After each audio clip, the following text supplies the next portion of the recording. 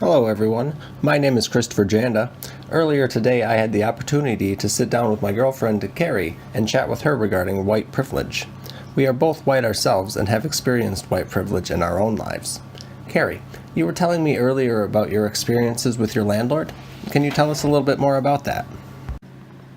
When my ex-husband and I were looking for a new home because we were losing the one that we were living in, we needed help from my parents to find a place, and I know the landlord was reluctant, and our rental history and our credit, our financials, it was the worst financial situation we'd ever been in.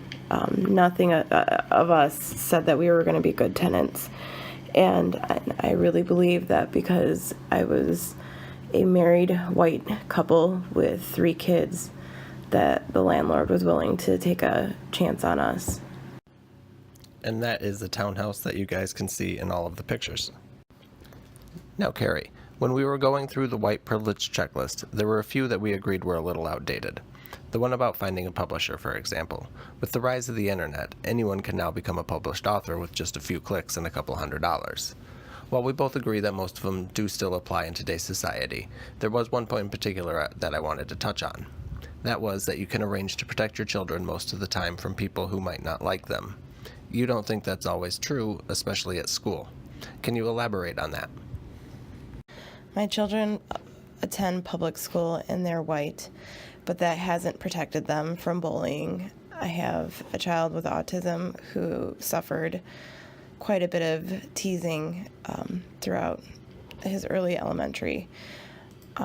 So I really feel like kids can find any difference to isolate and pick on. And I don't think necessarily race will protect you. Of course, while there are a couple items on the list that were a little outdated, there are a lot more that were not on the list that could be added. One of the major examples that we hear about regularly today is police brutality. You and I can both have an interaction with a police officer without feeling any sense of fear, for our lives or otherwise. Unless we'd been doing something wrong, of course. If we reach our hands into our pockets, a police officer is more likely to think we're grabbing our license than a weapon. Certainly, there is still white privilege to be had at the upper ranks of professional sports management and likely in other, less public businesses as well. Can you think of any other examples of white privilege that we experience today that were not on the list? One of the things that I noticed not on the checklist was talking about personal achievements. I read an article recently about Spike Lee and the fact that he's never been nominated for an Oscar, even though he's been making films for 30 years.